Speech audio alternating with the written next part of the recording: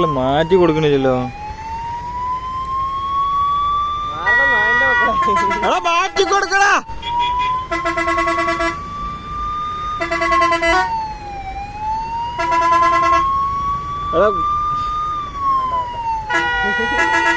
കുറച്ച് മുന്നോട്ടിട്ട് കൊടുക്കേ.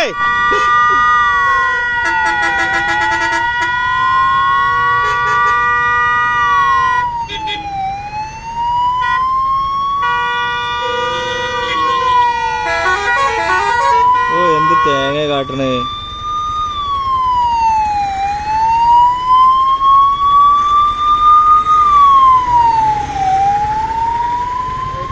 കൂരാട്ടത്തെ അവസ്ഥയാണ് ഇപ്പത്.